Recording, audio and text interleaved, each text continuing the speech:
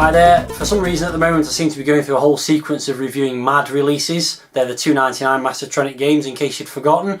The last one I did was a MAD release, and this one is too, and the next couple are going to be as well. This one is a MAD release from the later packaging style. It's called Vectorball. So as you can see, this was a MAD release, which means it cost $2.99. This is the last style packaging, as we've seen many times before.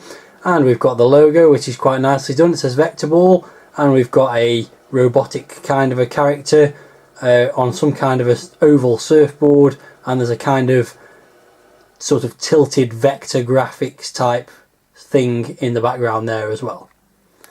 Not too bad. And the spine says Vectorball on it, as you'd expect. And on the back we've got some screenshots, which aren't very easy to make out, but it's some kind of playing field. You can see a goal there, and some kind of characters moving around on it. And it says here, play between two droids on a specially constructed pitch. Vectorball is an exciting blend of many different traditional games.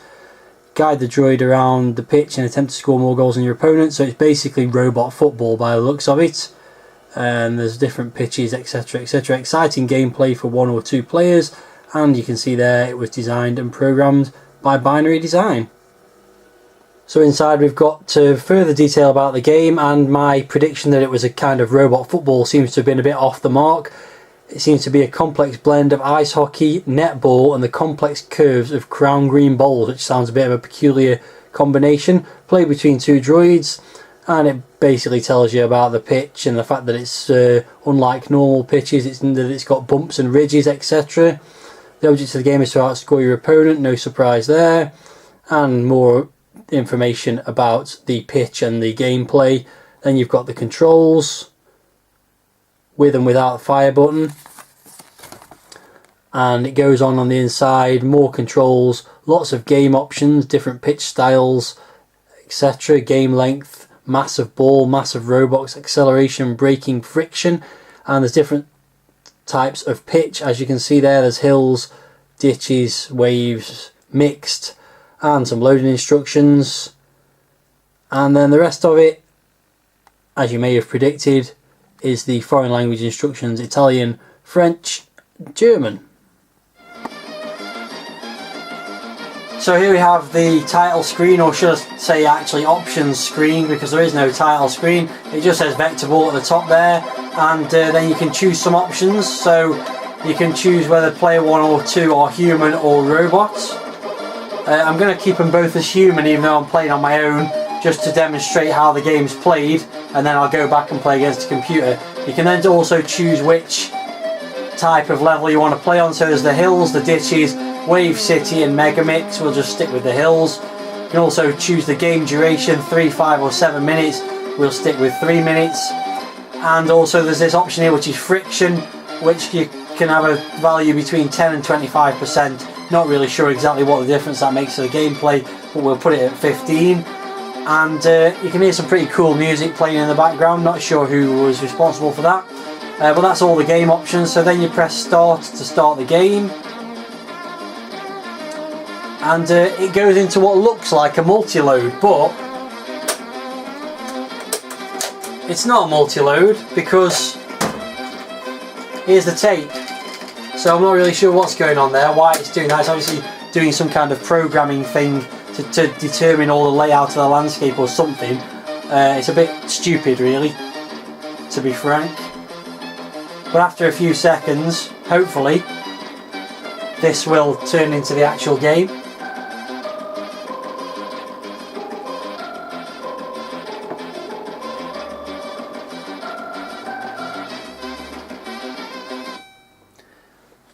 So here you can see the game starts, and you're controlling this robot here. You've got a 3-minute time limit as set in the options. Controlling this robot, it's bloody difficult to control on this isometric landscape. You know what's coming. I don't like isometric perspective games. So when I push up on the joystick, it goes sort of up that direction. If I push down, it goes back the other way. If I push left, it goes towards the back of the playing area. And if I push right, it goes up the playing area.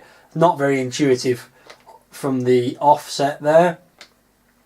And you've got to pick up this green thing, which is effectively the ball or the puck.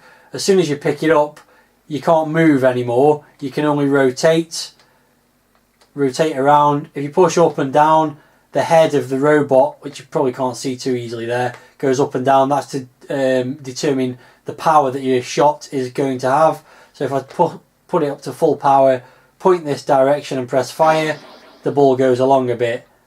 And then I pick the ball up again.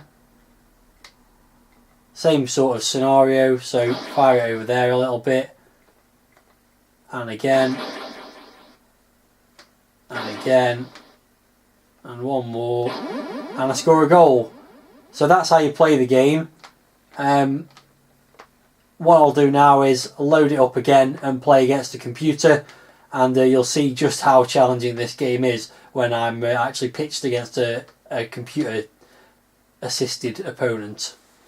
Okay, so back at the menu, I'm going to change player 2 to be a robot. I'm going to go with the ditches instead of the hills, just for a change. Stick with 3 minutes. Put the friction at 15 again, and away we go. I won't let it sit through this.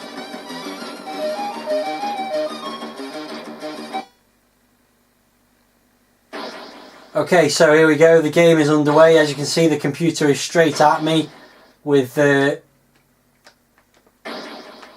puck, or whatever you want to call it, and he scored a goal against me already. As I said, the computer poses a bit more of a challenge than a non-playing opposing player, because he comes and nicks the ball or the puck or whatever it is, the object, off you almost straight away. Have actually got the ball thing in my possession. I'm probably just going to refer to it as a ball from this point onwards, although it may not actually be a ball.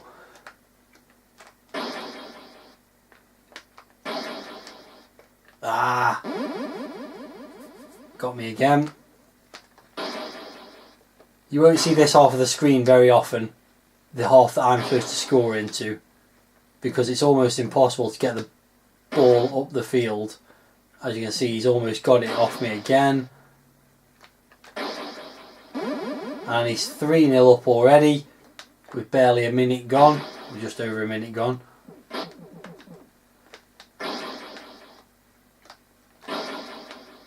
That's useful. So what can I say about the game other than it's rock hard? It's not very good. The graphics aren't too bad. I don't know why we need this isometric perspective. Once again, it doesn't really add anything to the gameplay. But the polygon robot things are quite nicely done, and the vector style sort of grid is again pretty nicely put together. The big problem occurs when you go from one screen to the other and you don't know exactly where you're going to show up. I'm actually not that far off here. Oh, he's got the thing off me now. And it's all back to square one again. A lot of gameplay takes place right on the halfway line, which just means the thing keeps flicking from one direction to the other. Oh, he's going to score another one here. In about 4 attempts at playing against a computer, I've yet to score a goal or even get close, by the way. You can see there's little dips in this one, ditches rather than hills as there were in the one I played earlier. That basically means that the puck thing falls into the holes, makes it more difficult to get out. And they scored an own goal there. Sound wise, pretty basic. It's just, there you go, that's the first game over, and he gets 2 points on the ditches for beating me, what was it, 3-0 or something like that. I mean, you press fire and then you get this weird loading thing occurs again, and it'll load another stage, another level in. So I don't really know what's going on during this pseudo loading period, but it does give me a chance to talk about the music again, which is very cool. That's about the only good thing. Okay, so now we're back on another stage. As you can see, it's slightly different because there's now 2 holes in each half of the screen. Otherwise, it's pretty much identical to the last one.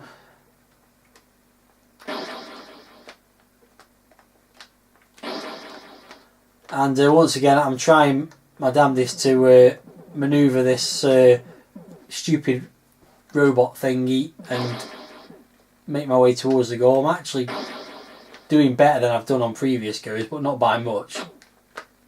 I'm at least getting it into the opposition half occasionally. But the control is so loose, he just basically all over the place. He's going to score now. Yep, there we go. It was only a matter of time. It'd be nice to score one goal, but I don't think it's going to happen. It's just so difficult to control.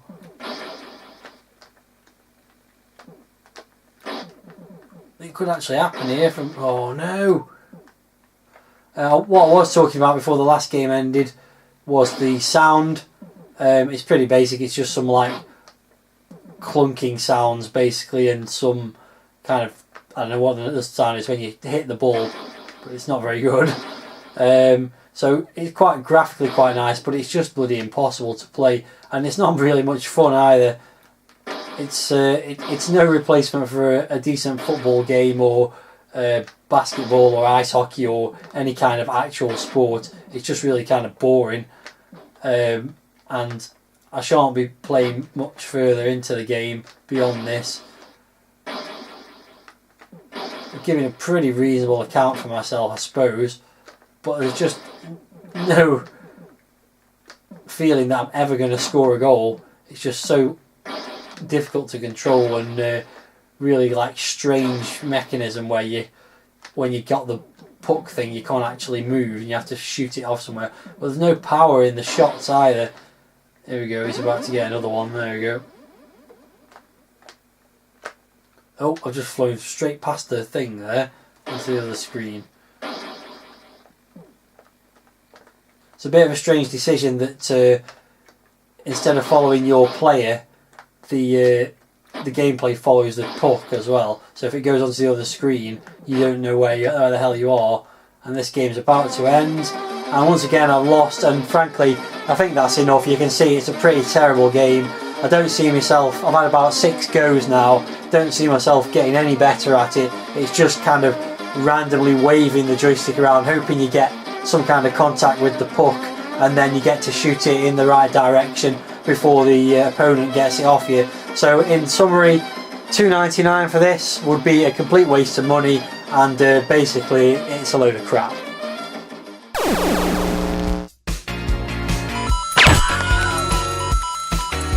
If you only knew the power of the dark side. 2, 1, 0.